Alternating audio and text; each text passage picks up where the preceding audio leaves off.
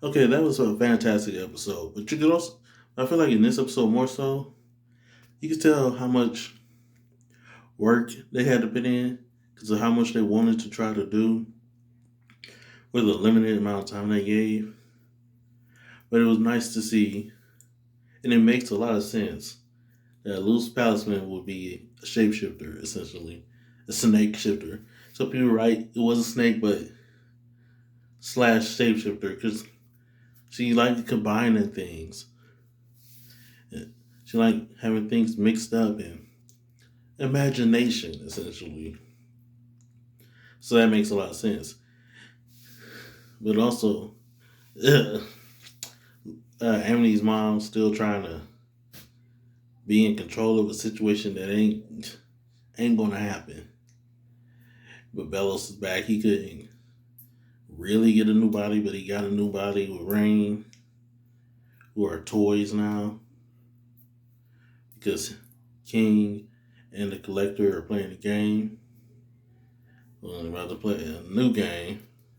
You didn't hear that last part where King was talking about like we can't do the same thing because I mean it's not like it worked out, but then also in that book though, it's like what he wanted to do, what he wants to do is what the collector wants to do is messed up still, but what his people would do, that's a that's basically just wiping the slate clean and probably starting over again.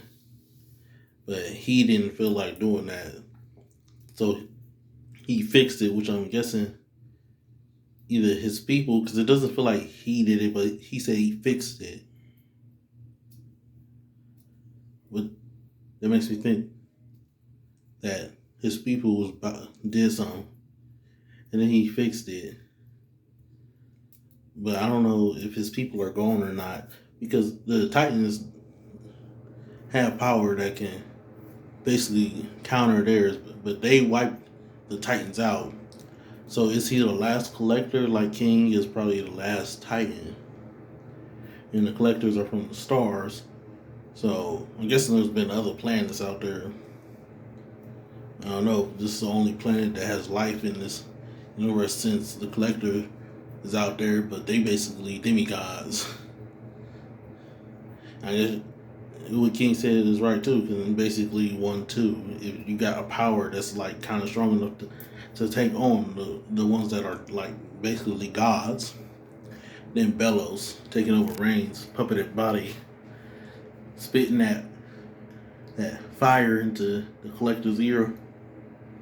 Because I mean he's not wrong. They are trying to beat him, but it's also like King's not trying to do that because locking them up wouldn't do anything if somebody else found out about him. But they probably wouldn't unleash him because of what's going on now. But you never know, and he ain't out here to try to kill the collector because the collector ain't out here trying. The collector hasn't killed anyone. He started doing the toys and took away their free will, but he hasn't like killed anyone or got rid of anyone.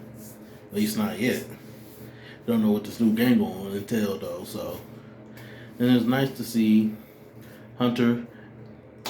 That's another thing. This episode is basically everybody holding it, repressing their feelings, but they need to let them out. Everybody. Basha clearly was lonely, and one of her friends, but being so stuck up and stuff. I mean, she still had the two, but then they got turned into puppets. But she need to learn to chill out. And then Willow, being the dependable one is cool, but that doesn't mean you're not allowed to free yourself because you can't take on everybody else's stress and then also try to keep yours inside too. It never works out. It was nice to see her and Hunter Pinky grab, and that was sweet. And Hunter got the power of Flapjack. That was sweet. And then Kiki Mora, being Kiki Mora, wanting power. just desperate for it. Sad.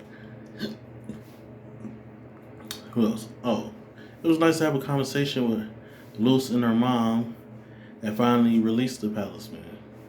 Because all she really wanted was acceptance, and I gave her her Palisman.